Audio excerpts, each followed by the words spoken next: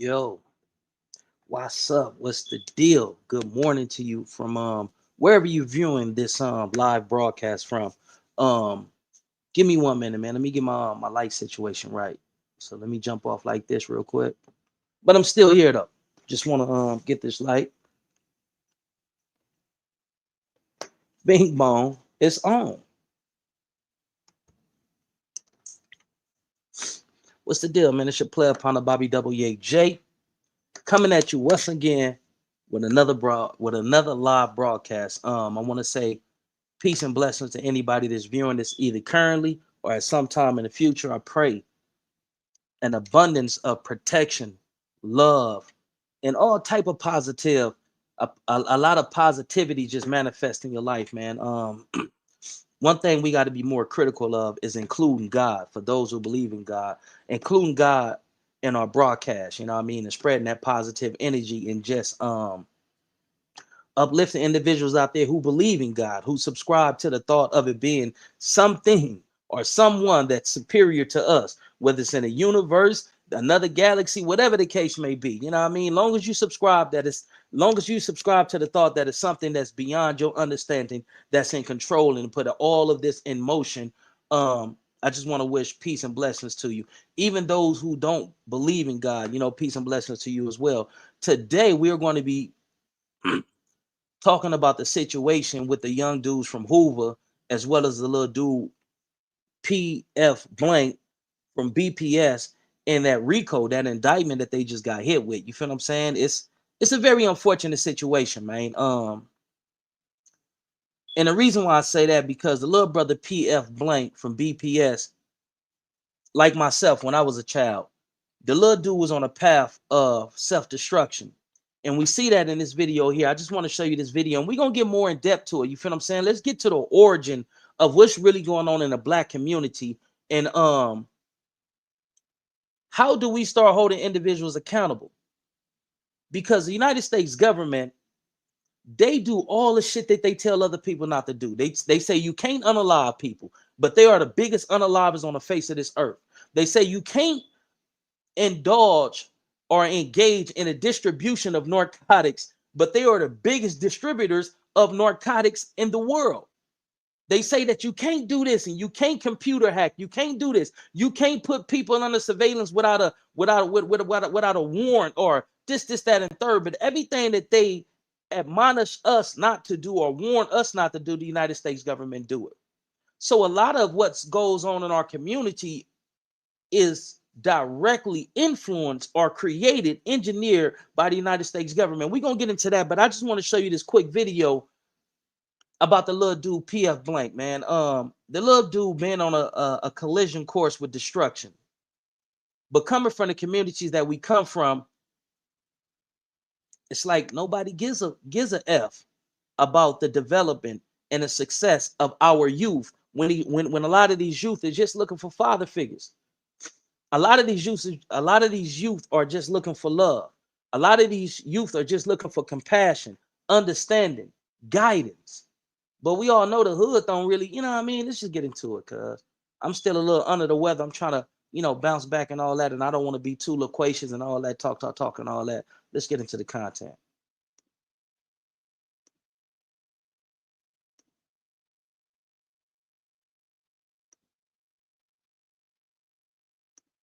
Shout out to Nina Boy. This content that I'm gonna be playing is from Nina Boy by way of Jay Reeds, but I feel like the brother, he said some pretty solid, stuff to the little brother PF blank.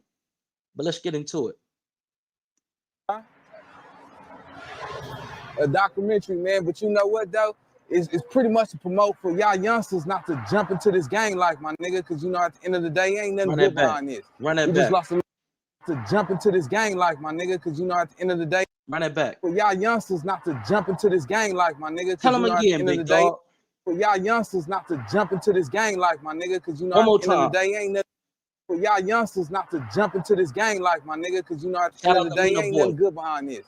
We just lost we didn't lose a little homie. Little homie just got shot in the face. Not too older than y'all, man. So, what we doing right here ain't too much to glorify, but we just, letting the streets know what it is. This shit is real over here, you know what I mean? So y'all playing sports, y'all doing music. We campaigning on that, man. We ain't trying to promote the young life, the young generation to come behind this, man. Y'all got a future. What's your name, homie? Big Nina boy from 69th Street. What's your name?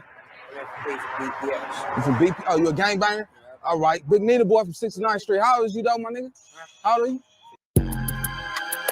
Little nigga was 15 on a collision course with destruction.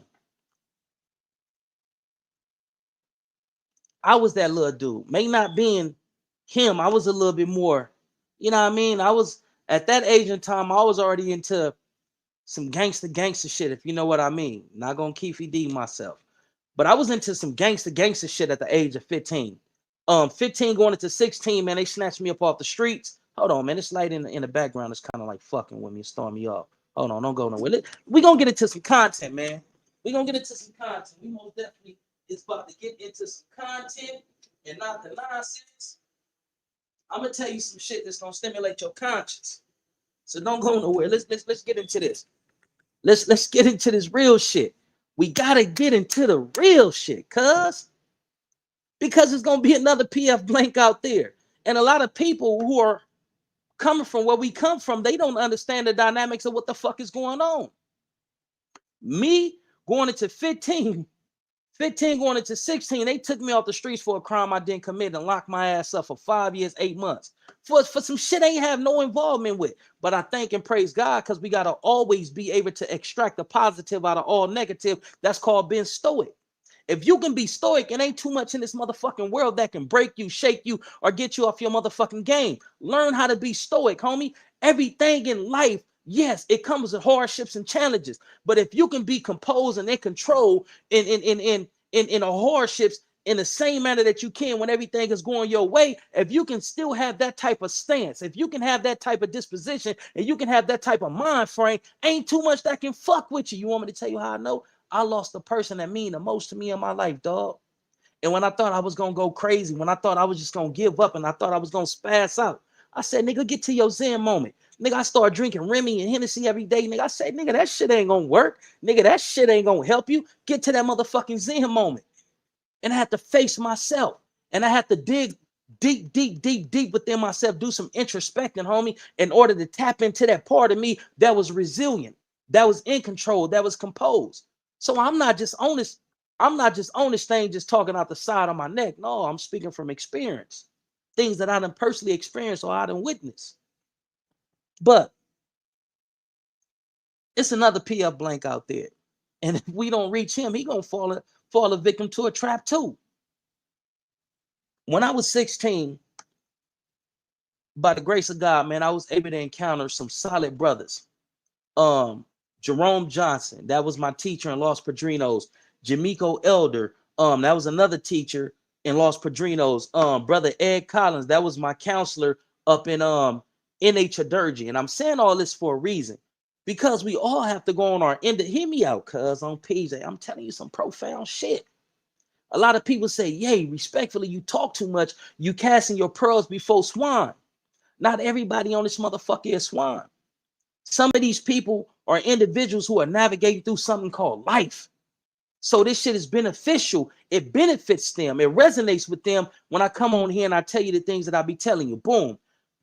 I had to go on my individual hero's journey. What a hero's journey is, it starts with a call of action. That call of action is a heightened sense of awareness, to where you look at yourself and like, I can do better. You look at your community and say, man, my community is in shambles. This shit is fucked up.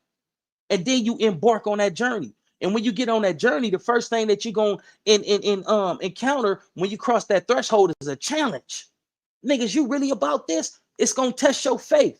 It's going to test your determination. Once you get over the threshold and you get past the challenge, then the universe and God is going to start sending you what? Mentors to mentor you, to get you prepared for this journey that you're about to embark on.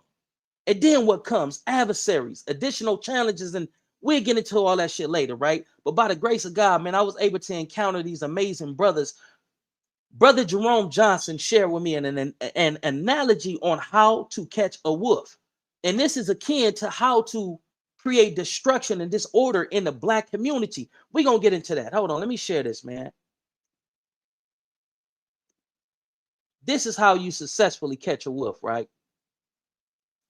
Or this is what they feel is the steps to catch a wolf. Because a wolf, it ain't like a regular dog, man. This ain't no regular canine. He's highly intelligent. He's intuitive. He can sense shit. The slightest thing, a wolf will be like, "Oh no, we ain't fucking with that. Hey, let's get back over this way," because a wolf is in tune. Check this out. Catching a wolf as a metaphor for dealing with a dangerous, or that ain't the one. Hold on, let me see. Okay, yeah. Catching a wolf as a metaphor for dealing with a dangerous or difficult problem. Understanding the target, like a wolf, intelligence and caution. Same thing to us. We intelligent. We're very cautious because of all the trauma that we have endured and experienced in our lives. The problem must be thoroughly understood, its nature, causes, and how it operates. That's why the enemy sit back and they dissect us. They know the fools we like. They know the gang colors that we affiliated with. They know the type of women we want. They know the type of tattoos we go after. They know the job industry. They know everything about us. They know everything about us to a fucking science. Even things that we don't understand about ourselves, because they sitting back and they're plotting our demise in order for them to successfully create something that'll keep us fucked up and in this form of mental servitude. They got to dissect us and analyze us. Let's get back into it, and we're going to get into some content. Preparation and strategy. Wolf hunting requires careful scouting, planning. The feds is everywhere. The police is everywhere. They know that the feds and the police have a bad reputation in our communities. So what they do, they get other individuals in the community that look like us, dress like us, talk like us, gesticulate and articulate like us, and they give them money to surveil and report what goes on in the community. Knowledge is power. The United States government knows knowledge is power. That's why they send spies all over the world. Go spy on it and send us information, because knowledge is power. Now let's get back into it. Selecting the wolf hunting requires careful scouting, planning, and selecting the right tools and techniques. Similarly, dealing with a complex issue necessitates thorough research, exploring different approaches. They got so many different approaches that they didn't executed on us. Welfare, separate the man from the woman. Geographical redlining. Don't let them move over here. Keep them over here. All the warehouse jobs and what else? The factory jobs that we were giving them. Oh no, fuck that. Let's send that to China. Let's send that to Taiwan. Let's send that to Mexico. So now they don't even have a source of income. So if they don't have a source of income and they are incapable of feeding themselves, what they're going to do next? Feed on themselves. But let's get back into it. They got so many different approaches, man.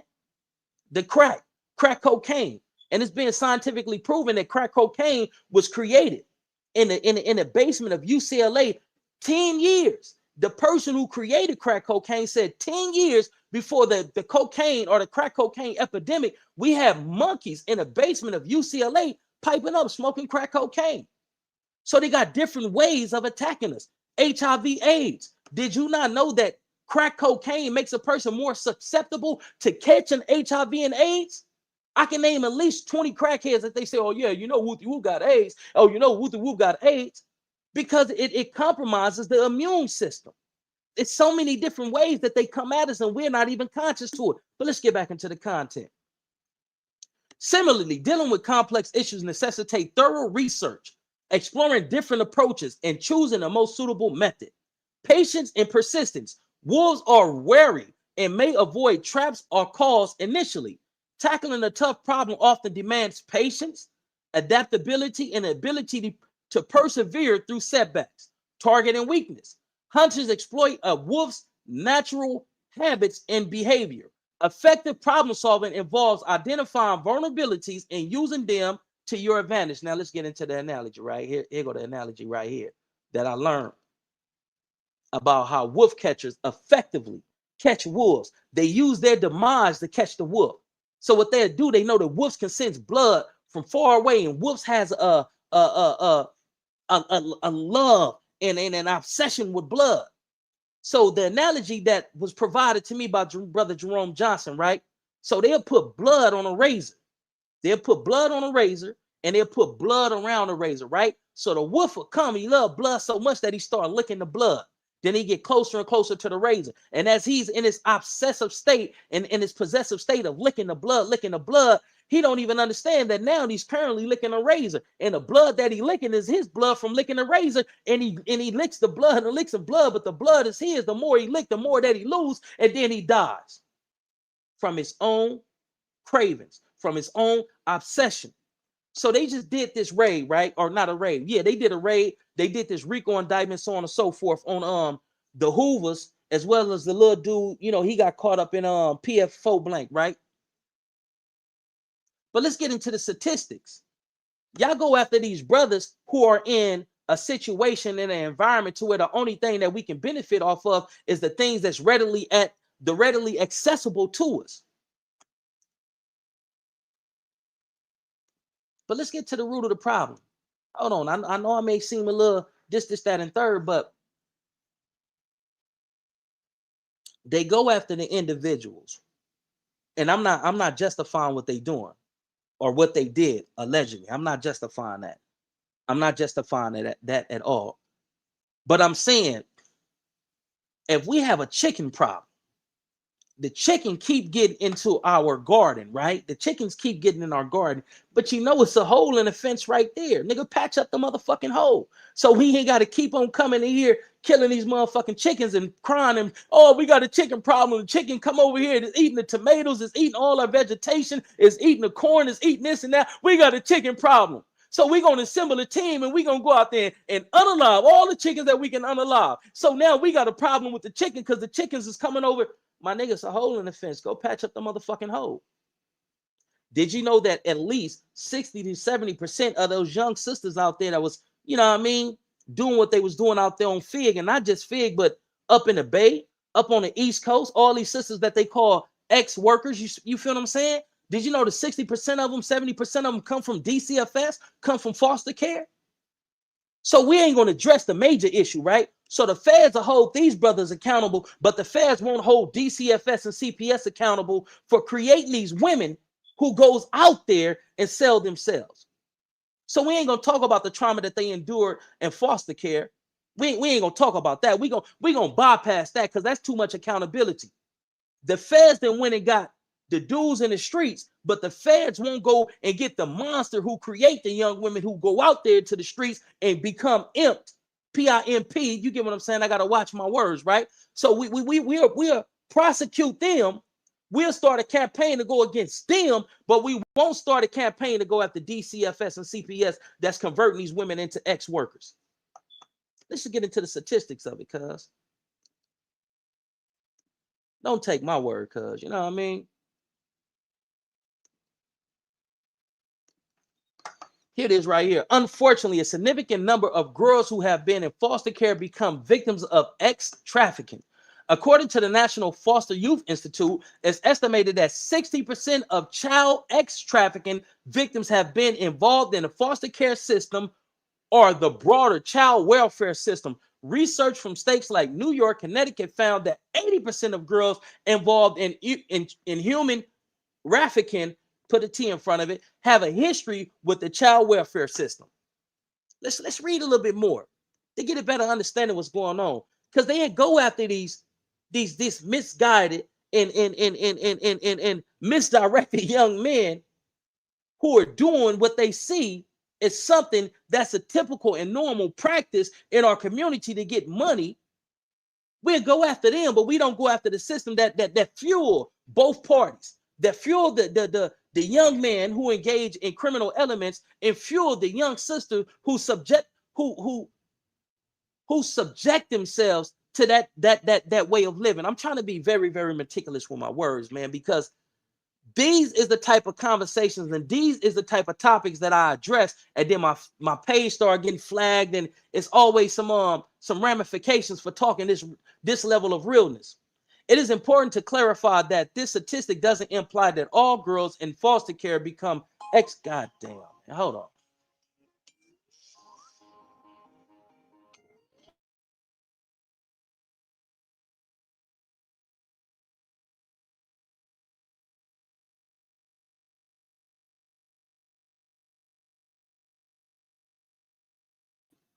Forgive me. I apologize. Let's get back into this and we're going to move into some other shit.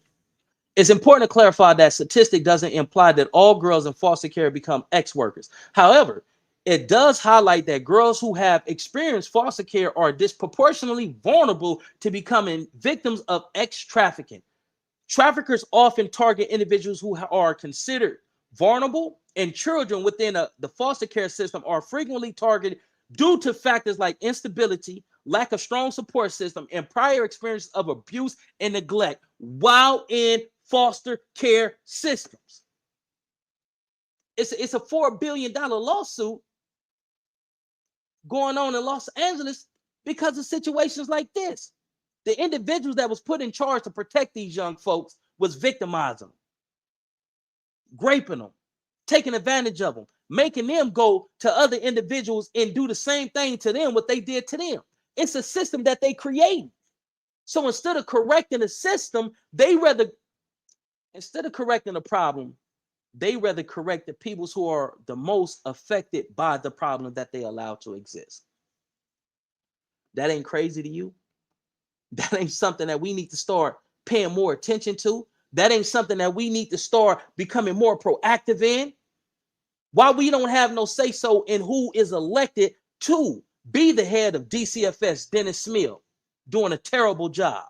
Did you know that DCFS is in bed with the same individuals, the same law firm? I wish I had my homegirl Ray Nisha on here because I be forgetting the names and all this and all that. But the same nonprofit organization that gets billions to protect and represent the parents, they're in bed with the same people. Dennis Smith, my apology. Dennis Smith is the individual I think that's over the lawyers who are supposed to advocate for the parents. I can get the name of the dude who is over DCFS. But in the same way that we should vote to elect the mayor, the governor, it should be the same thing with the individuals over there at DCFS. It should be the same thing. We should know their background. We should know how effective they are. But nobody cares about this because this is a system that fuels individuals like Epstein Island. Did you know a lot of those little girls? Do you know a lot of those children? Do you know a lot of those women and men that was participating in the affairs that was going on with Epstein came from various states, and they were also in foster care or in some type of juvenile correctional facility? Did you not know that? See, it's a multi-billion-dollar industry that they benefit from. That's why they don't want to stop it. They'd rather criminalize and punish you from being a victim of it instead of just correcting the system. But without further ado, man, this is something that's close to my heart. And the reason why it's close to my heart because my daughter was in foster care. And if I didn't fight tooth and nail to get my daughter up out of there, that could have been a reality for my baby. I want for my brother what I want for myself. So if I was willing and dedicated to fight for my baby, why would I not be willing and dedicated to fight for your babies? Cuz boys and girls. You see the little dude PFO blank when Nina Boy was talking to him. But let's now we see the 60 to 70% of young ladies who are in foster care or have some type of involvement with the welfare system are more likely to go into being ex-workers, right? But let's get the flip side for the fellas. We all know about the pipeline of prison, right?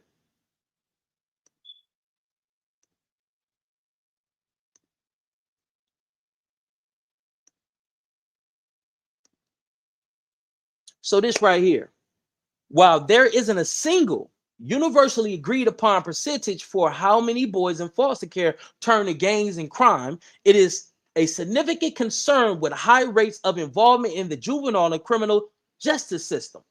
Some statistics indicate that a substantial portion of foster youth will experience some level of involvement with the juvenile justice system, and a smaller but still concerning percentage become involved in gangs. Here's a more detailed breakdown. Disproportionate involvement. Foster youth are significantly overrepresented in both juvenile and adult criminal justice systems, indicating a foster care to prison pipeline. So we got the foster care to prison pipeline. We got from the hood to prison pipeline. And then we got from public school to prison pipeline. This is what's existing in our community. When you go into the Jewish community, these words is foreign to them. And the only way that they're up on it is if they participate in these different pipelines that take our young men from here to prison. Now, if you do the statistics about Jews and Chinese, you know, the upper Asian ethnic groups, right? Like the Chinese, the Japanese, and maybe a few Taiwanese and Koreans. That shit don't exist in a community. When you go into these upper middle class and affluent white communities, that verbiage is unheard of. They ain't never heard of these phrases and all that. But when you come into our community, that's reality. This is real shit. So we don't see the system before us, and being that we don't see the system before us, we perpetuate and strengthen that motherfucker. And then when motherfuckers get caught in the system and they broadcast them all over social media and these different news outlets and all that, here come our judgmental asses. Oh, that nigga, this nigga, oh, it couldn't be. Well, but man, fuck all that, nigga. Let's correct this motherfucking system so we are not overrepresented in these type of situations. Let's correct the system. It's a system that's before us that continue to allow us to face an early demise, underachieve, and not accomplish the goals that us as a people should be accomplishing. Pause. Excuse me 1 minute.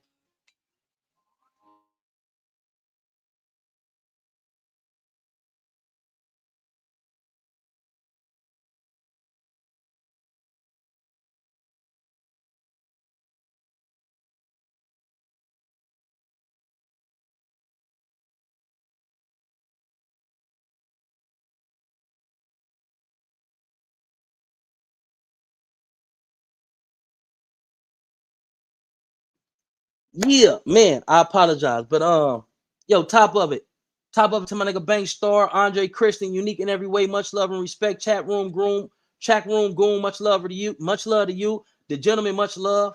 Curtis Hill, much love to you. Oh, that's the homie. What's up, Lil J Dog, cuz?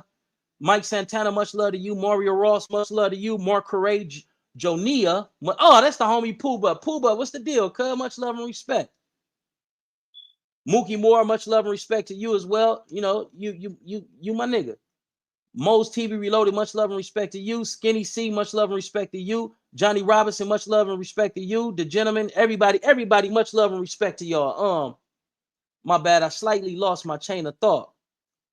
Nisi Pie, what's the dinner there? Much love and respect to you as well. But it's all good because we gonna read these statistics and then we gonna jump into some other shit with this dude, baby Rico. Let me see. So, disproportionate involvement. Foster youth are significantly overrepresented in both juvenile and adult criminal justice systems, indicating a foster care to prison pipeline.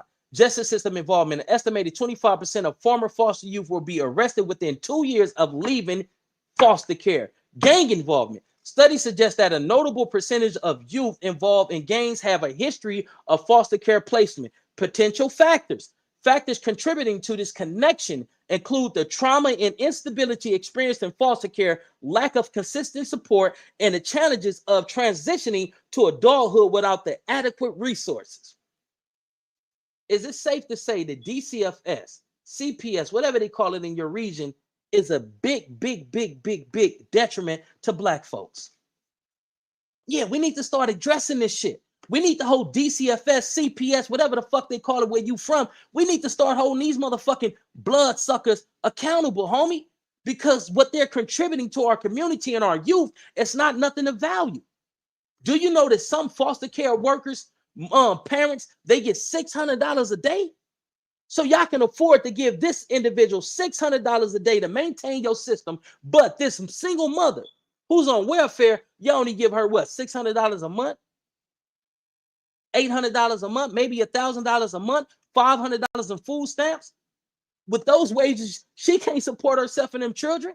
So we need to start thinking outside the box to figure this shit out, man, on my mama. But without further ado, I'm not gonna get too deep into that. We're gonna transition, man. We're gonna get into the situation with baby Rico from Hawthorne Thug Found a Gangsta Crib. I have a cubby saying that no, that's not a play or a disrespect or a shot at the Hawthorne Thug family against the Crips. Shout out and salute to y'all, man. I'm glad that y'all was able to come on here and hold cuz accountable because his whole introduction to the internet, cuz that shit is bunk, is bullshit, and it's corny as fuck. That's some cornball type shit. Hold on. Let me move this out the way, man. And I feel like that's what we need more of, cuz especially in these YouTube streets, niggas holding their homies accountable, cuz like you on some bunk shit, my nigga.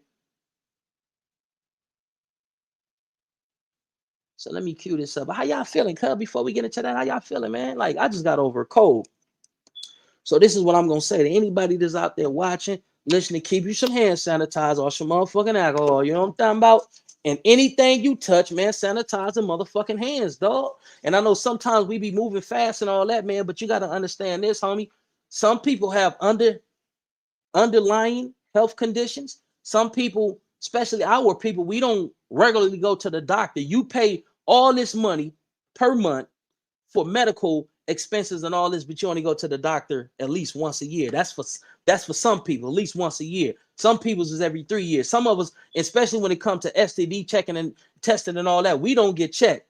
We judge our results off of the female. She go get checked, she come back with a clean bill of health, and we be like, oh shit, I'm cool. No, nigga, get your ass out there and get checked. Because it's a lot of illnesses, HIV, AIDS, and a whole slew of other shit. It can be in your body and it can lay dormant. You can have herpes, but when you go to the doctor, if you don't get a certain level of testing, if you don't get a particular type of test, you'll be going around spreading herpes and all this old crazy ass shit. So please become more health conscious. Now, getting back to what I was saying, wash your hands, man. Especially if you're one of the ones that be touching your face and rubbing your beard. You see, I'm trying to grow me a beard. Like, you know what I'm talking about? So, wash your hands, man. Keep some hand sanitizer or some alcohol close to you. Going to the gas station, touching the gas pumps and whatever you touch, and make sure you sanitize your hands before you touch your kids, before you touch yourself. Just being thoughtful, man. They're releasing too many viruses, diseases, pneumonia, COVID, you know what I'm talking about? New forms of pneumonia. That's, people getting in and they out of here. But if you really just look at the grand scheme of things and, stop just being so narrow-minded and on the drama in the YouTube streets, they got a new form of pneumonia. They got a new COVID out. You know what I'm talking about? You can't say that they flag your shit. They got a new virus out. But yet they just said they got a cure for several different types of cancers, right? Allegedly.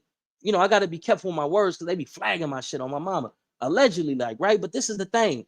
When they get a cure for some of these viruses and diseases that have been sending our people to the upper room, for so long, you got to understand they coming out with something stronger. So we going to get rid of this. We didn't got enough of them with this. We gonna get rid of this, and when we get rid of this, we gonna introduce them to a new form of COVID. And this one right here is damn near undetectable. As soon as you get it, when the signs manifest, when the symptoms manifest, your ass is out of here.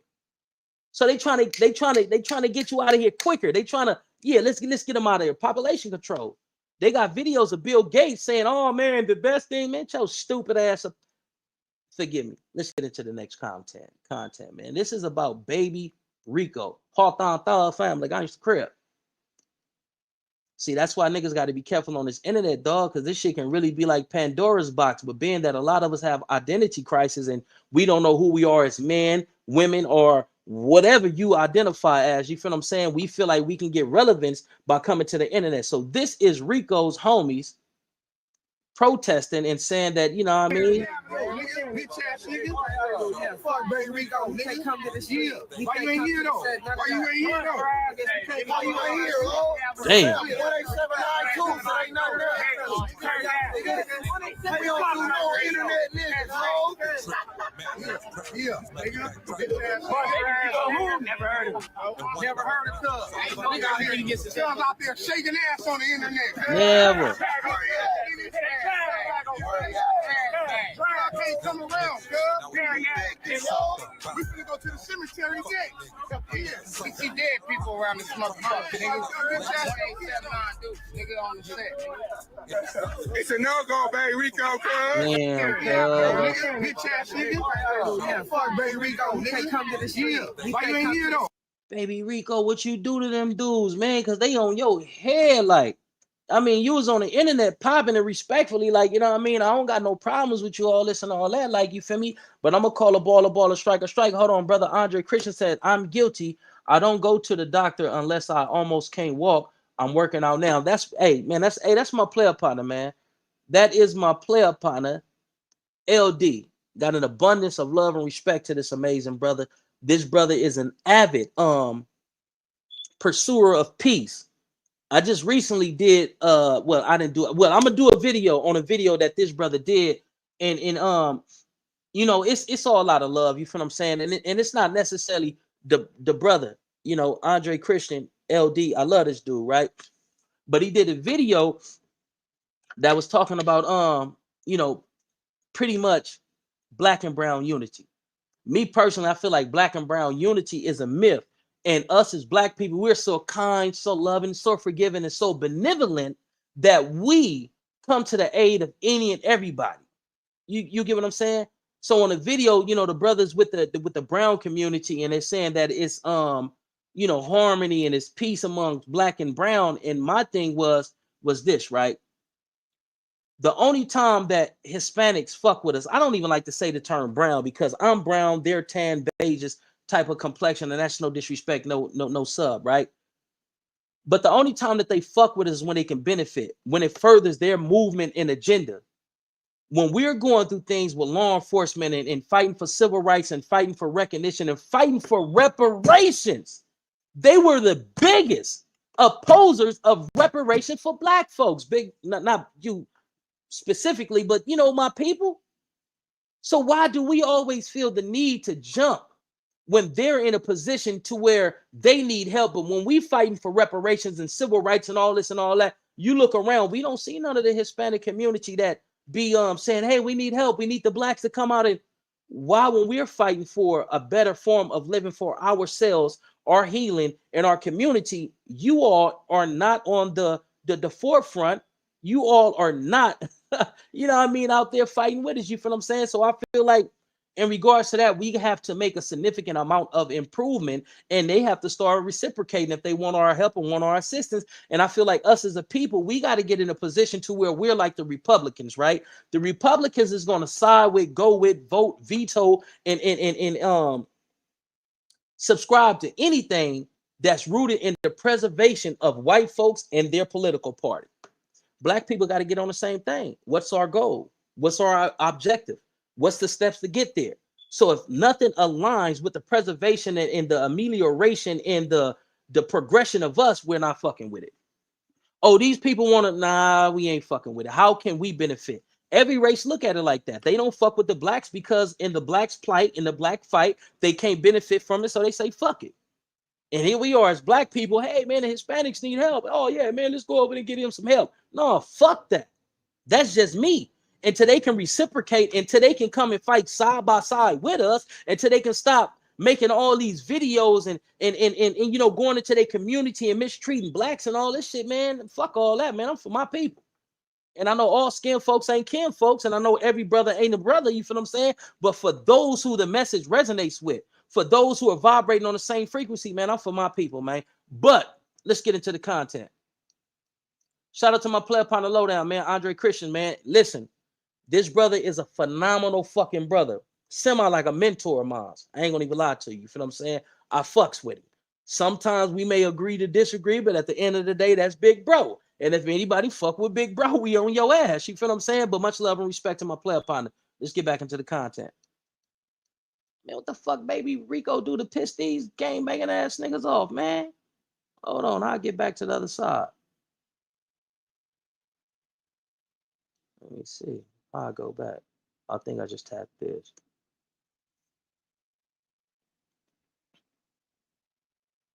All right, baby Rico got a response. Oh, I see all this. Come on, y'all stop it. All you niggas on that video, I did something to. All of them, Rico? Let's keep 100K.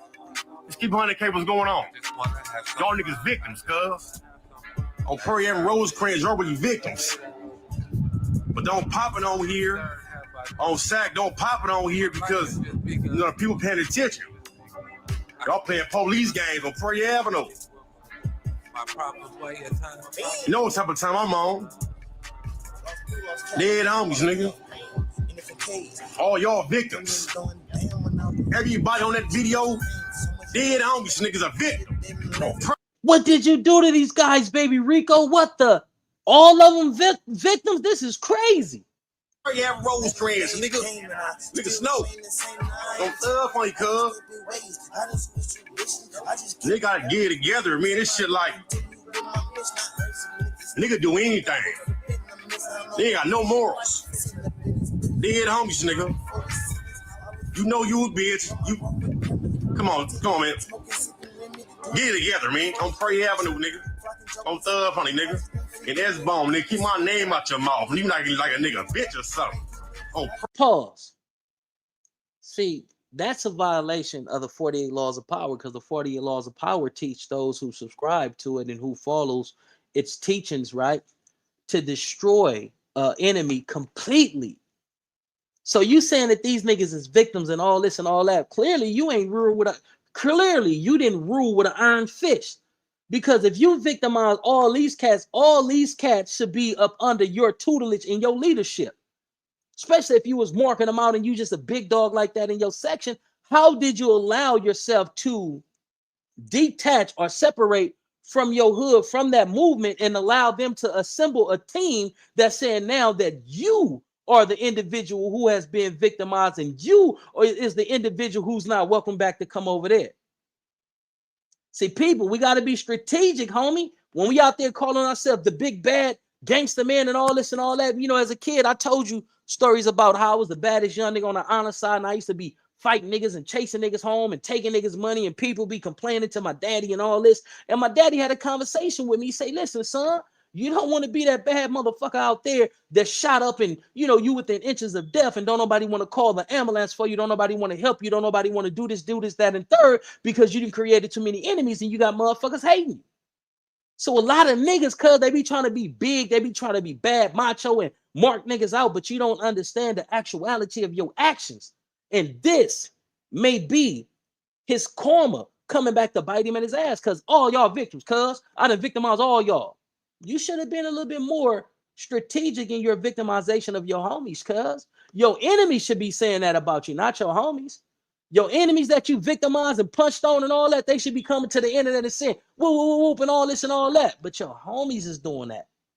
Nigga don't really get stripes off beating up and victimizing his homies as kids. We did. Because before we ever knew officially, you know, well, I'm not going to say that. Before we ever encountered the individual that we were taught were our enemies, the Gray Streets and the Bounty Hunters at the time when I was a kid, right? Before we encountered them, we encountered each other. So we fought each other to see who was the baddest around the projects and all this and all that. Then when we started hitting Gray Street Elementary, now there's 10 lines there. Now we fighting the 10 lines for the homies that rent the Ritter. Now there's nut hoods there. Now niggas is fighting the nut hoods and a few young fudge towns and all this and all that until you get to junior high school or juvenile hall. Now you fighting the Gray Streets and the Bounty Hunters and various other little bad motherfuckers from various other, you know, hoods throughout the city and throughout the county. Like, you feel what I'm saying? So we fight each other as boys just to build a reputation. And that reputation is the foundation that we step out of the community on. Man, what, nigga? Man, I done fought all my homies and this, nigga, and I'll let you mark me. No, never.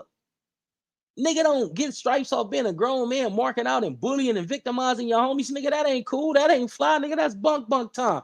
But let's get back into the content. Baby Rico done opened Pandora's box and is biting him all up in his ass like that dog bit on Pops on Friday. Like, man, that dog bit my ass. This nigga, Baby Rico. Hold on, let's see what Cuz got to say on this one. Bitch ass nigga. Yeah, fuck Baby Rico, nigga. Come to this year. Why you ain't here though? Why you ain't here though? Why you ain't here, bro? Baby Rico, I don't know what you did to them brothers, but them brothers seem genuinely upset at you. And I believe, listen to me, baby Rico. I want to do an interview with you. If somebody know baby Rico, man, let's do an interview. But baby Rico, I feel like if you take your ass over, them niggas gonna whoop your ass, man. So the best thing to do is to stay away from the dudes. I know a dude from Hawthorne Thug family. Respectfully, he used to be from PJs, right? His name is Charles. Short Charles, probably about 5'5", some shit like that, stocky. He used to be from PJ. That was my little nigga. Like at one point in time, he was my pup, like, right? But he from Hawthorne Thug family. My first time ever hearing about Hawthorne Thug family was from my young nigga. You know, I seen him like, man, Charles, what's up, cuz? Man, hold on, I heard PJ Watts, what you, nigga, you know, getting annoying and all that. He's like, I'm from Hawthorne Thug family against the crib. I say, you from what? He's like, from Hawthorne Thug family against. I say, cuz, what's that? And I wouldn't disrespect him, like, cuz, what's that? Like, you ain't from the hood?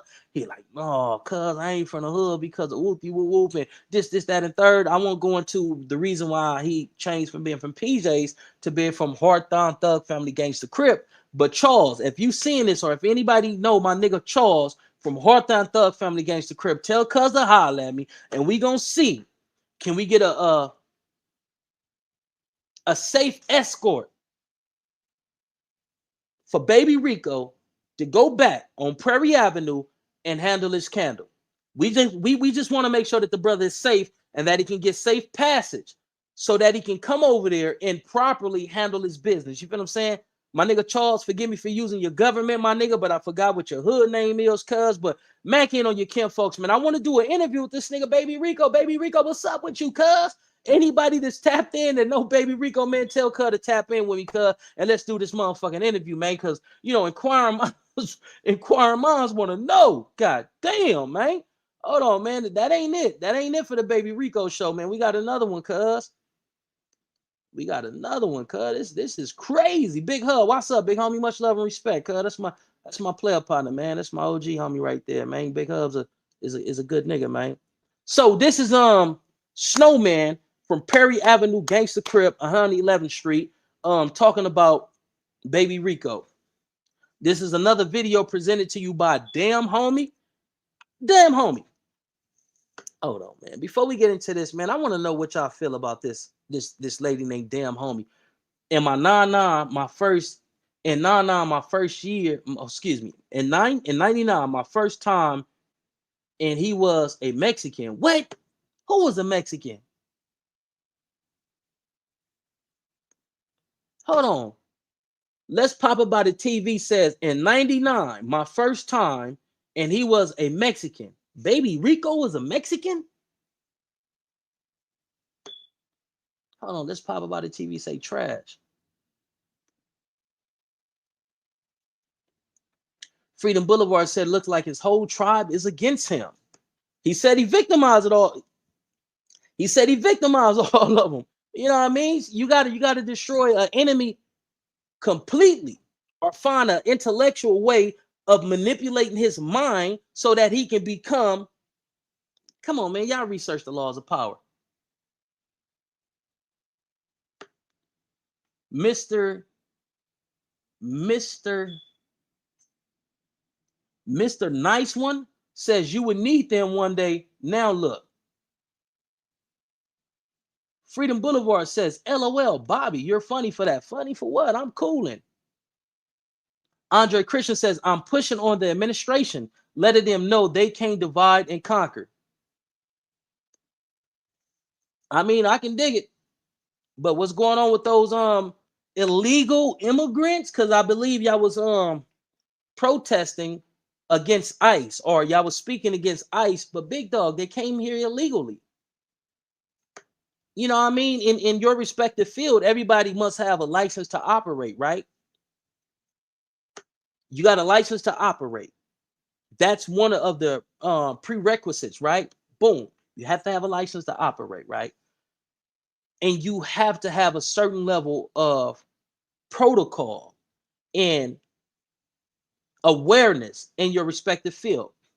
So if I came to your section without going through those proper channels, and I'm just in your section, just big living and all that, as somebody knocked me upside the head, I can't trip because I shouldn't have been over there the way that I've been over there.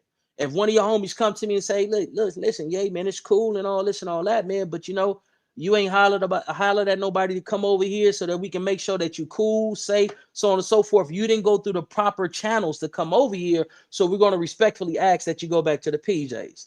How could I be offended? I'm over here illegally. So if these individuals are coming over here illegally, and the Trump administration said, no, you can't continue to come over here illegally, take our money, send it back to your country, come over here, engage in criminality, and then do this and do that, and fuck up our economy and fuck up our community, so on and so forth, you have to go back. How could we be mad at that?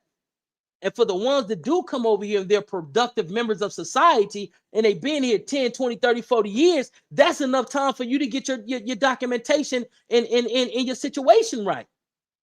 If we're going to be honest, we got to be honest. If we're going to call a ball, a strike, we have to call a ball, a strike, Me, I'm not about to align myself with an asinine fight.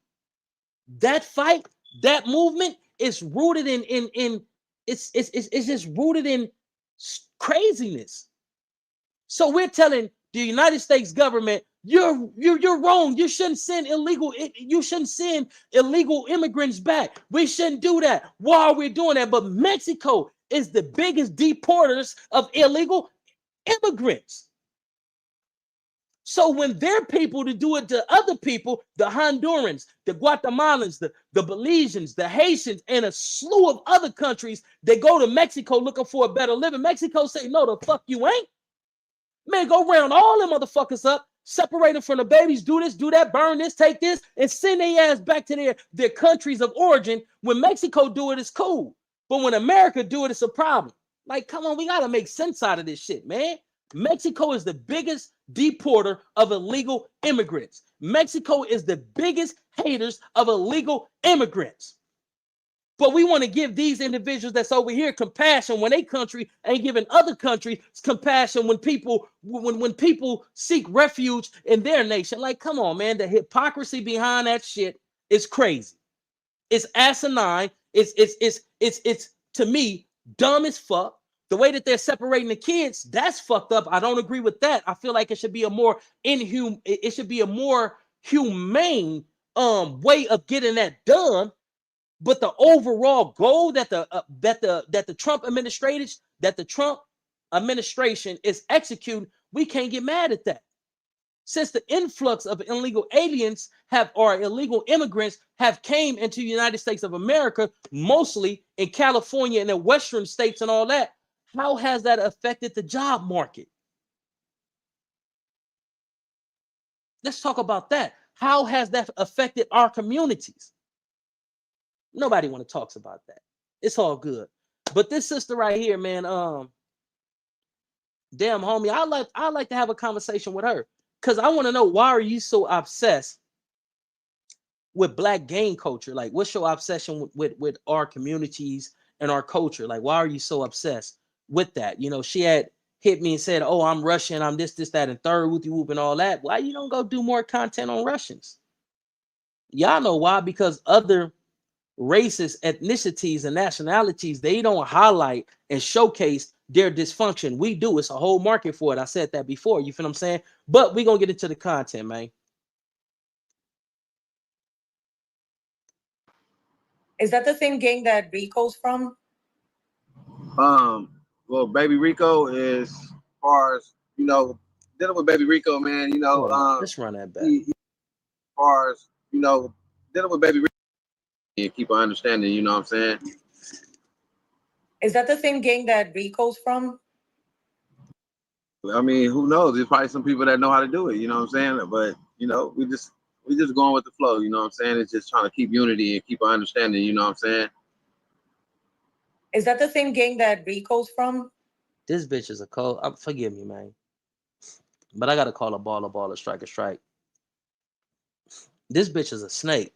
She's a setup artist. And if she watched this, I know she's going to get offended. Is that the same game that Rico's from? You know that's the same game as Rico from. That's why you brought the nigga on your motherfucking platform. So that he can go after Rico. Like, come on, cuz. And us as Black men, like, what the fuck is we doing? It's a female content creator from out of South Central. Why y'all don't go give that sister them stories? Why y'all don't connect with the sisters that's trying to come up in the social media space and give them your stories, give them your gripes, your complaints, your beef, your pursuit of peace. Give it to the sisters. What the fuck y'all giving it to her for? She's a Russian that doesn't contribute a motherfucking thing to the people that she represent on her, well, not even represent, the people that she broadcast and put on her platform. What the fuck is wrong with these niggas? You got a lot of niggas, oh man, I get in contact with her. Hey, what's going on? Hey man, I grew up with whoop, whoop, and I grew up over here. And this, like, come on, cuz, what the fuck is wrong with you niggas? A lot of you niggas just need a hug, cuz. Some of you niggas need an ass whooping. I'm gonna just keep it a buck with you because I fuck with you, cuz. But instead of giving this content to this female and launching her channel and her platform, why not holler at the what's the sister name? Her name? Not Mika Willis that be on here. I don't know if she have a platform and she does interviews and all that, but if she do, give it to Mika. It's another sister named Mika from out of South Central. Mika something. I should have subscribed to her page. But give it to that sister. Give it to the sister that's from she a Damu sister. Give it to her. Why give it to her? This shit don't make no sense, cuz. But let's get back into the content. Well, Baby Rico is, as far as, you know, dealing with Baby Rico, man, you know, he's not from the set, as far as I know, you know what I'm saying? Like, we're not accepting him, you know what I'm saying? And he knows that, you know what I'm saying? And then then nobody pressed this upon him, you know, his actions did this, you know what I'm saying? Being on the internet, you know, disrespecting people and doing a lot of like irrelevant ass shit, you know what I'm saying? That don't need to be done. You feel me? Trying to make this image and, you know, put something out there that he's not, you know what I'm saying? So as a whole, we all come together and we feel like we don't need him. He's a liability, you know what I'm saying? And, you know, and it started from it actually started from me and him, you know. One day I pulled up and seen him, we had our words or whatever through the internet, you know, and he, you know, tough guy talk, you know what I'm saying? So I pull up and, you know, remind you, I used to get high, you know, I used to get high, you know, getting high off crystal meth and shit. So, you know, when I started doing that, you know, that certain individuals started to take that as something to, you know, to push, you know what I'm saying? Like, oh, this nigga's doing this and doing that.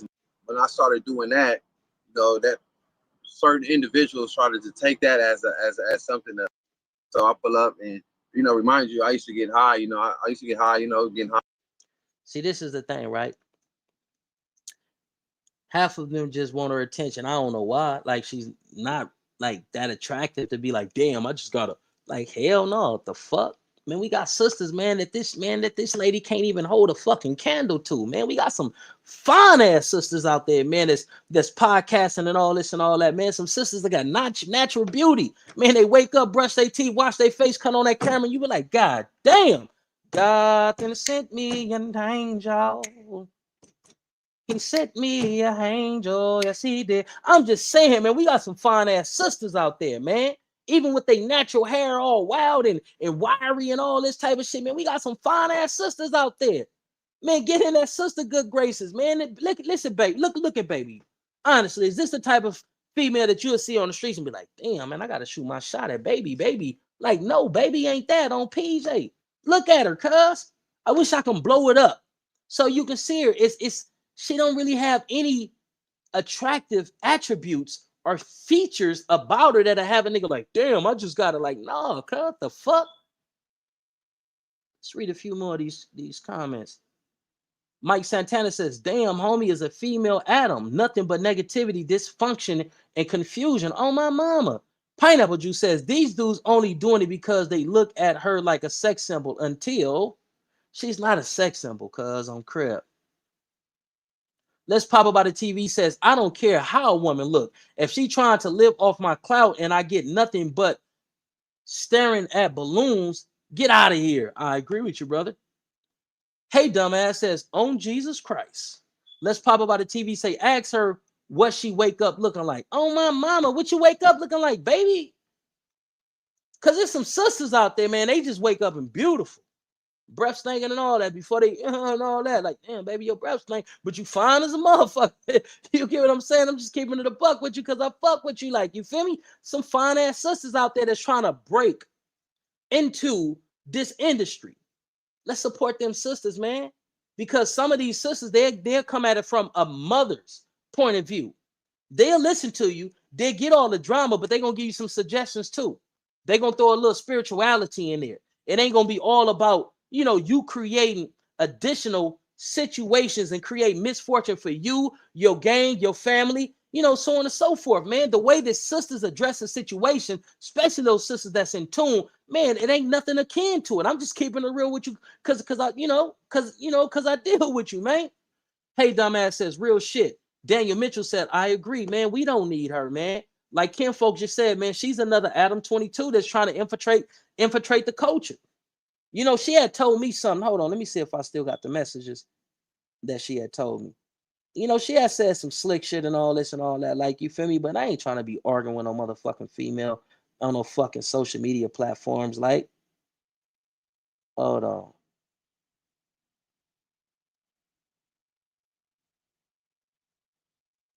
She had said some slick ass shit.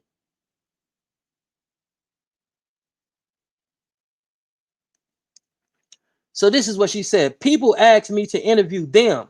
Ain't no vulturing here, but I wouldn't expect someone that never got a chance to speak with me to know that. Okay, I got you. Okay, for sure. My rebuttal, my response was, at this point, I have to respectfully say that anyone that isn't black or wasn't raised hand in hand with us is exploiting the culture. I say this respectfully. Please don't take offense. A lot of non-blacks take from the culture and give nothing back. Be blessed, young queen. In the appointed time, we will holler. And the reason why I say we will holler, because she said, people ask me to interview them. Ain't no vulture in here, but I wouldn't expect someone that never got a chance to speak with me to know that. So that's why I said in the appointed time, we'll holler. And then she say, you know, as a response, Bobby Ye Imperial Vision, ask about me, then I give more. Ask about me, then I give more than I will ever take, and don't assume I didn't grow up with black people. I'm Russian from Brooklyn, disrespectfully. Here we go with the disrespectful shit. I ain't tripping off that. I'm Russian from Brooklyn, disrespectfully. You don't know me or what I've been around. That's true. But your approach, your introduction to the internet and these California gang politics in the streets, it shows that you really don't have any concern or any consideration for the people that you are interviewing in the, you know, in the content and the subject matter that you put on your platform. So you can't be that invested in the people. You know what I mean? If we just don't have a real life conversation. But, you know, getting back to the content, let's get back into the content, man. I off crystal meth and shit. So, you know, when pause, right? As I was saying before I sidetracked it myself. The way that this brother is talking, this brother will really benefit from being in some form of a counseling session. Mental health is real amongst our community. And a lot of dudes, it's like coming on the internet, it has different benefits for them. Number one, they be able to express, to talk. Sometimes you just need to talk and get some shit off your mind, and you just need somebody to listen. So you can talk, people are going to listen. And then number three, you get a certain level of relevance. Everybody want to be relevant. Everybody want to have some form of social status. So you get that trifecta right there. You can talk, people to listen, and for a minute, depending on your content, the subjects that you address, who you are, what you did in your life prior to jumping on the internet, so on and so forth. You know what I mean? You may get a cool moment of, you know, of recognition and all this and all that. And I feel like for a lot of brothers, that's enticing, you know what I mean? But a lot of brothers just really need somebody to talk to, big dog. You feel what I'm saying? A lot of brothers really need therapy. A lot of brothers really need counseling. But without further ado, let's get back into the content. When I started doing that, you know, that certain individuals started to take that as something to you know, to push, you know what I'm saying? Like, oh, this nigga is doing this, doing this, and doing this, and doing this. And then, you know what I'm saying? So he brought that up, like, oh, then you just smoke or whatever. But like, long story short, I pull up, you know, and I, you know, come at him calm, you know, with respect. Like, you know, I didn't disrespect the thug families or nothing. I just tapped him and told him, like, look, brother, me and you, let's go to the side. You feel me? he didn't want to go. I mean, he did want to go. He started walking, whatever the Do case may Brooklyn be. So he went to videos the then. car. I didn't think I nothing of agree. it, whatever the case. Boom, we get over there. That's when he walk up. And I'm telling him, like, he already see we about to squabble. He like, oh, I ain't about to squabble you. I'm like, what? I'm like, you on some buster shit. So he turned it down. You feel me? So when he turned it down, it just led to the next thing, to the next thing. So me and the homies, me and my side of the hood, we feel like he need to get DP. And everybody felt the same way because it was just me and him. You know what I'm saying? When nobody else back there, you could have just handled your shit like a man, but you didn't. You feel me? So now you get on the internet and everybody's voting for this DP, but you ain't never in the hood. You never around. You never doing nothing. You feel me? You ain't did nothing. You keep talking about something that you went to jail for, that you didn't even do. You know what I'm saying? You just happened to be in a car, and you feel me? Okay, we thank you. You did your time, and we appreciate that. You feel me? But at the end of the day, you feel me? When your name get called for whatever mission, for any obstacle, whatever it is, when your name get called, you feel me? You got to make sure you do what you got to do. You feel me? So what he did in the set, it's not matching up what he doing on the internet. You feel me? And all he doing is putting a lot of my homies' lives in jeopardy, which is it's just a liability. You know what I'm saying? Gang goofy ass shit. You know what I'm saying? So that's the type of shit we not allowing, my nigga. So at the end of the day, he's not from nowhere. He's not nothing about Perry Avenue, and that's just what it is. You feel me? So his mouth got him in trouble. You know what I'm saying? They say that tongue is fire. You know what I'm saying? And this is a prime example of what it is. You know, so he's not a Prairie Avenue, and if he still want to bang it, that's on him. He ain't been to the set since he been doing this stuff. He ain't doing nothing. You feel me? He ain't kicking up no dust. All this fuck this, fuck that, and fuck where he ain't never did nothing to none of these people. You know what I'm saying? His name wasn't ringing like that in the county jail. He wasn't fighting nobody like that in the county jail, and I know because anybody that know me, you feel me? Like when it comes to the set, like my hood is big. Like we not big like that. You know, I'm just speaking as mad ass gangsters. Like, you know, so when we go to the county jail, I press my line to the match. You know what I'm saying? I'm not extra out. I move accordingly. So you know, I'm gonna hear about when my homies come to jail, and you know the shit he was putting on the internet. You know what I'm saying? He's not like that. You know what I'm saying? He's not like that. Does he got potential? Yeah, he had potential, but you know he exposed his own hand. You know, and getting what he got coming. Period. So, how long ago was that, the issue with you guys? This is probably like. Why the fuck does it matter? Let's get her the fuck up out of here.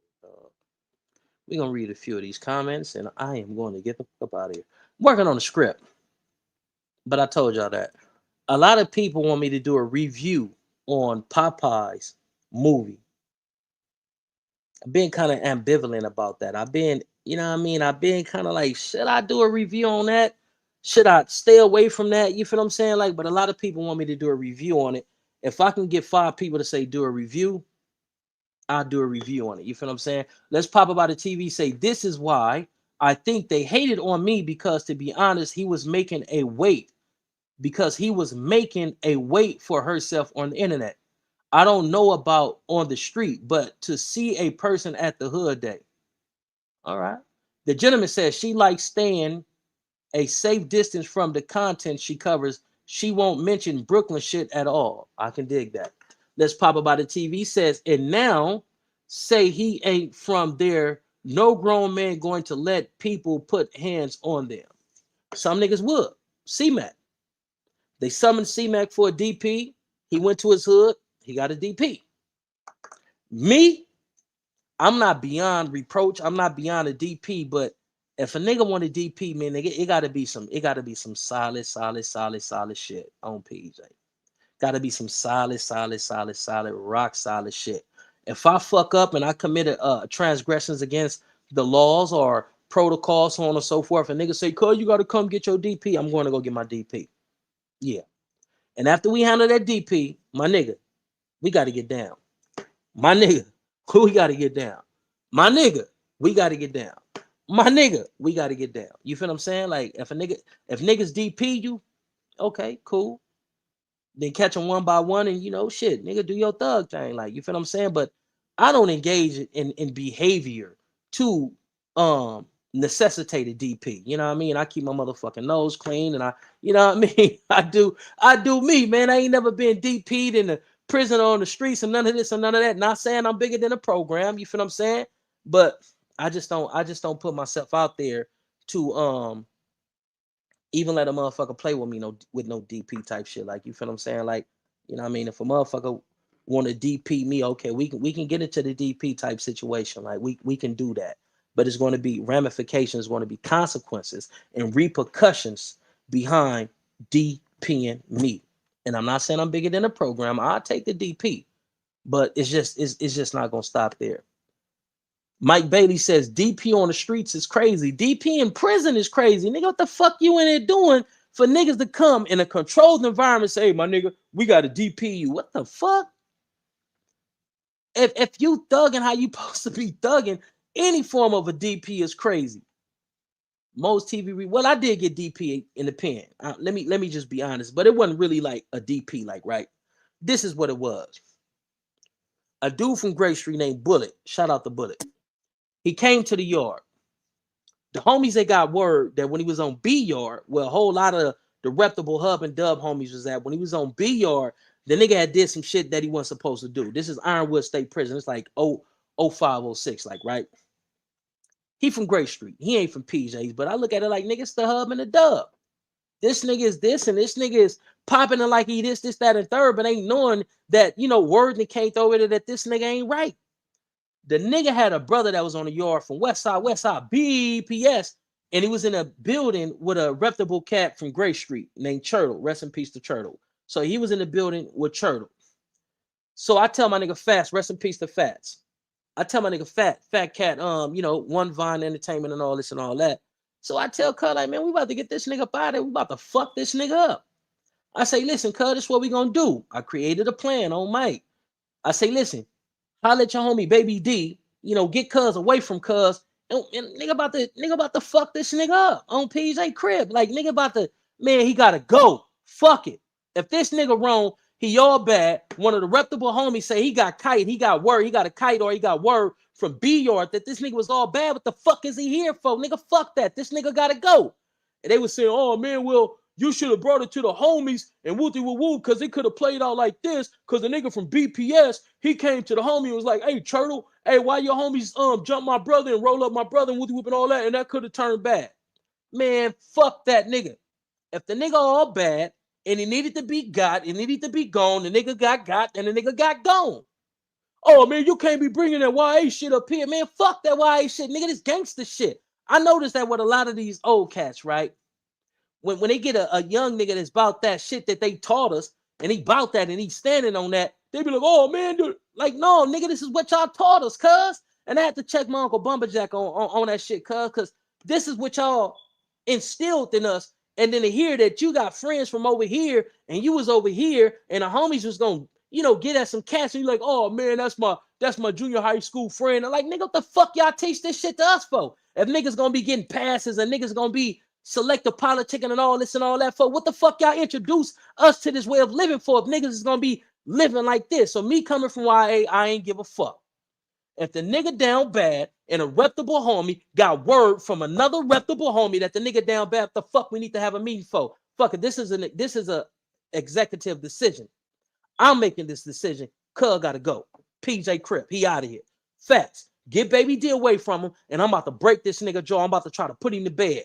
So he got Baby D away from him, and when I macked him, I ain't gonna even go into the story because he may watch my content and he may feel some type of way about it. But in that situation, Cub was all bad. But you had a dude that was trying to politic and all this and all that. So I'm like, man, fuck it. If that's what it is, cuz if it's that and it's that, and it can't be this because it's that, then fuck it, my nigga. I'm ready to catch fades on PJ Crip. Mind you, I had just caught fade with two of my homies. I got down with the homie Hop, Front Street Watch Crip, shout out to Hop, and I got down with the homie J-Lo, Front Hood Compton Crip, shout out to my nigga J-Lo. We went in the scullery in a motherfucking the kitchen area, and we got down. I got down with Hop after I fought the homie J-Lo. It was still hub and dub love and all this and all that. So I'm saying, man, fuck it. If a nigga feel like this and a nigga feel like that, what the fuck we talking about? Like we can get into, oh no, little homie, it ain't that, and wooty whoop and all that, man. Wooty whoop, man. Wooty whoop, I feel like it should be this. So a nigga come to a conclusion. Nigga gonna run a lap or two. Come on, let's hit this lap. Run off a lap. Building the nigga cardio, stamina, and all that. So it wasn't really a DP. You feel what I'm saying? It wasn't really a DP, but motherfuckers feel like, oh man, you can't be up here like this and like never. On PJ,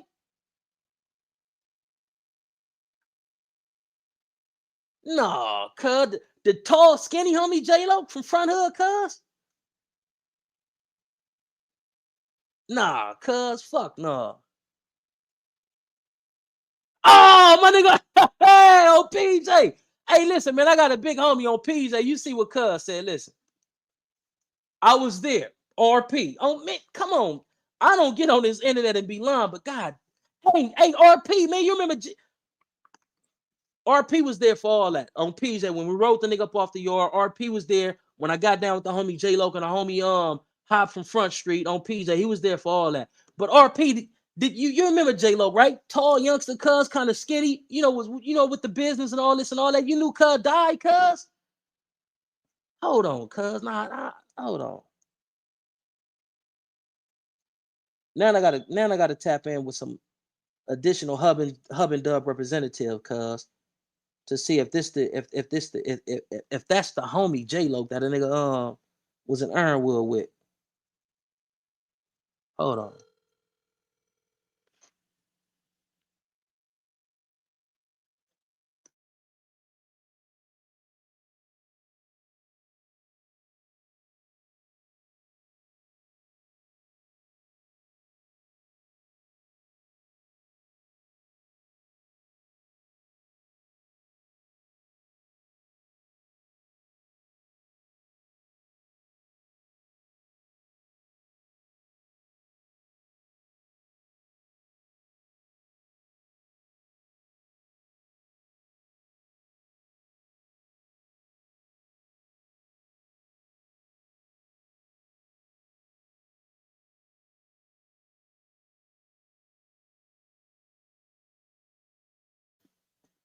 Hey Banks, hey, my homie said, do you have a way for him to get in contact with your homie Smurf?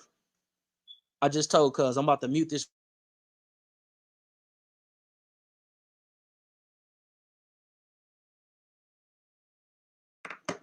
Damn, cuz, man, rest in peace to my nigga J Lo, cuz on PJ. Damn, that's crazy. Yeah, RP, cuz, the homie passed away, cuz. His homie just told a nigga like, oh Mike. Yeah, man. And then I just confirmed it with another homie, cuz on PJ. Damn, rest in peace to J Lo, cuz on PJ. But back to the story, cuz. That shit wasn't no DP. Cause when the nigga was ready to get cracking, like, man, like, nigga wanna, like, all right, niggas wanna politic like that, like, fuck it, nigga, let's get into some, oh man, but he a lifer, man, I don't give a fuck, nigga, what the fuck? These niggas, see, niggas bleed like how we bleed on PJ Crib, like if that's what it is, nigga, let's just get cracking into some gangster shit. Me coming from the California Youth Authority, cause I had a different edge, like, you gotta understand why I was slicing shit up, I'm fighting motherfuckers, I'm doing Supermans, I'm running way across the other side of the institution, getting cracking on niggas and shit. Like, so this with cuz, nigga, this light work. If niggas want to turn it into some hood shit, I don't want to turn it into some hood shit. But if cuz got a problem with it because of this, that, and third, and he just so happened to be from Grape and I'm from PJ, and we can't resolve it, then if my homies back me and cuz homies back cuz, then it just is what it is, nigga.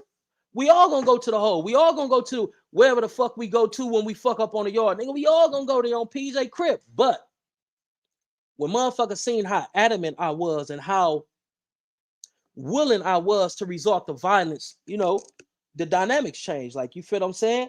And then, some homies kind of like had a gripe because they feel like ever since I came to the yard, it was this, that, and third. Because I told y'all when I first got there, I think cuz named TC from Harlem 30 Crib, cuz Capone or something like that.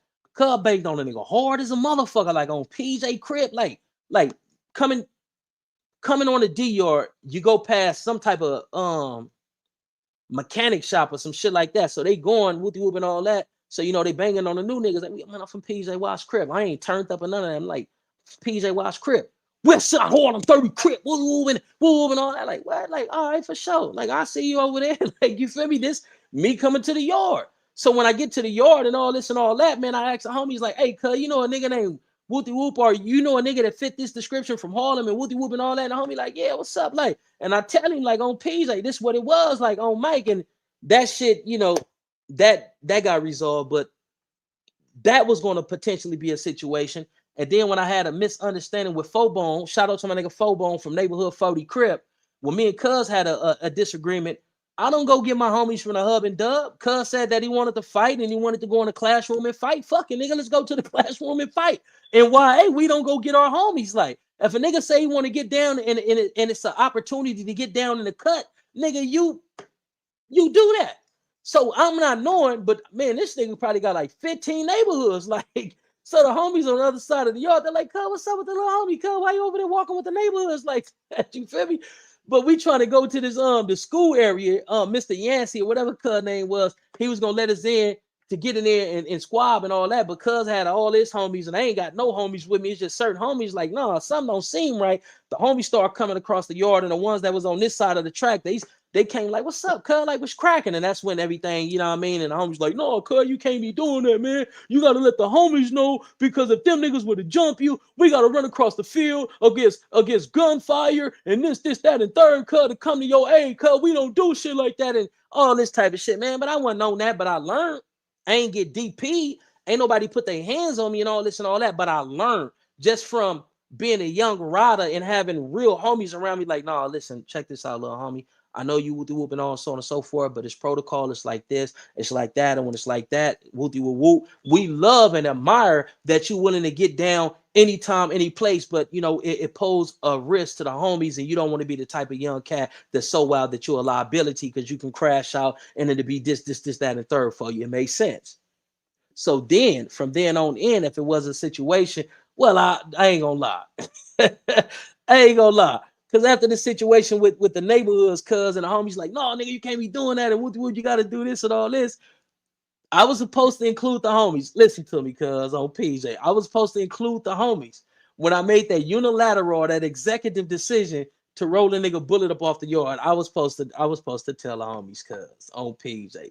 And I had agreed to it. See, the thing in the pig, when the homies give you the layout, right? They give you, you know, this is how I go. You do this, you don't do this, that, and third. You do this, you good. You do that, ass grass. You feel what I'm saying? Like, once the homies say you understand, and you say, yeah, I understand. You know what I mean? Once you agree that you understand, anything that you do from that moment forward, nigga, you held accountable for that. So when the homies told me, man, you got to include the homies, let the homies know, whoop and all that, and I did that, the bullet, I did kind of fuck up on PJ Crip. Some of the homies felt some type of way. Some of the homies like, man, let the young nigga be a young nigga, cuz. It ain't get us in the, you know what I mean? Oh, PJ, but it was what it was, cuz. But whatever was going to be the disciplinary actions, cuz, I was willing to deal with that shit on some gangster shit. I want like, oh man, I messed up. Hey, Heedy, shit, hey, big homie, shit, I like, hell no, nigga, I ain't got to go consult with my big homies, nigga. Man, I would drop my nuts and I'm gonna get cracking however it is on PJ Crip. And I'm not saying that I was in Ironwood just super turned up, but I was me. I was Jay, cuz I did the Hub and Dub program, but you know what I mean? I still had a uniqueness about myself. Like, you know what I mean? I wasn't part of the uniformity of some of the young homies. Like, you feel what I'm saying? I did me. And even from that situation of just having that minor disagreement with Fobone from Rolling 40 Neighborhoods, like, me and Cub became like super cool on PJ Crip, and that kind of like opened up doors for a nigga to, you know, start being on cool terms with other neighborhoods, and other niggas like, man, who is this young, you know, young nigga? The nigga got the gift from Gab, and everybody wanted to know who a nigga was. Motherfuckers wanted to have conversations with a nigga, and you know what I mean? Motherfuckers just wanted to get to know who this eccentric young nigga was. Like, you feel what I'm saying? Like, you know, always been a thinker, thought outside the box. Like, you feel what I'm saying? I flirt with danger, you know, I go to the edge, but I never go over. You feel what I'm saying? Like, and that's just how it was for a nigga. You know what I mean? I ain't gonna say I had fun and Ironwood, but the time was had. You gotta understand, man. Listen, I went to Ironwood State Prison for the California Youth Authority, YTS. Nigga, we was slammed down, nigga, on PJ. Man, I left a lockup program to where it's potentially 23-1, but sometimes they don't give us our program. Sometimes they don't let us out for showers. Like, man, fuck that. When they say, oh man, come on, you going to West Valley Detention Center to fight this case, and you may be going to prison. I'm like, man, take me right now, and I don't give a fuck on PJ. And YA was so cracking, and YA was so turned up that when I got to prison, I'm like, cuz, this shit semi-fun. This shit cool. Man, they give us TVs, and we can do this, and we can do that, and we can, oh, man, I'm having a, you know, the time of my juvenile life. You feel what I'm saying? But to the kids that may be watching this, prison isn't fun. I was misinformed. I was misguided, and I was coming from a form of incarceration to where it was barbaric. It was brutal. It was just crazy as a motherfucker. So to get to prison to where it was more structured, it was think tanks. It was individuals who were there who were, sagacious individuals, and you can build with them. You can read these books. You can do college work. You can, like, it was just different from the California Youth Authority. It wasn't really fun. It was just a different experience. I'm gonna just say that, you know what I mean? But oh man, RP, what's up, man? That's my nigga, man. I love RP on PJ Crip. That's my nigga, like on Mike. From the pen to the streets, man. This nigga have become somewhat of an uncle to me. And when I be seeing him on the streets, man, you sometimes he be moving fast. And yeah, man. Man, let's see this little nigga right here, man. Yeah. But I'm proud of him, whoop and all that. But he always, put me to the side, and we always had organic conversations, man. And for that, I love the fuck out you, RP. You know, all your accomplishments. I'm proud of you, my nigga. How you be doing what it is that you be doing. You be doing what you be doing. A nigga love you. I'm proud of you, homie. And we need to be able to highlight these type of relationships between an older homie and a young homie that's beneficial and rooted in, sensefulness. I think sensefulness. That's rooted in having motherfucking sense. You get what I'm saying? Like, you feel me? Even when I was out there in the projects and he used to come over and fuck with me, he said, man, you moving too fast, man. You can't do it like that. Yeah, man. You gotta change it up a little bit. And I make alterations and adjustments to my program, how it's getting down and all that. But we need those type of older homies. We need those type of older gentlemen who are seasoned and who have been through some things and have experience that can come back and say, look, homie, this is what it is. This is what I see. You grown, you make your own decisions, but this is just coming from your big homie who love you, who don't have any type of malicious intent or ulterior motives. And that's what RP have always been in my life, even in Ironwood State Prison, man. I love you. You're my player partner, man. I'm proud of you like a motherfucker, man. You know what I mean? Like, yeah, that's my big old PJ Crip. But listen, man, I feel like I've been on this thing long enough, man. Hopefully I said something that resonate with somebody out there, you know what I'm talking about. Y'all stay up, be blessed. And I'm gonna come back, man. I'm gonna do a live a little bit later, man. Yeah, I'll probably come back around like 2 o'clock or maybe like 6 o'clock type shit.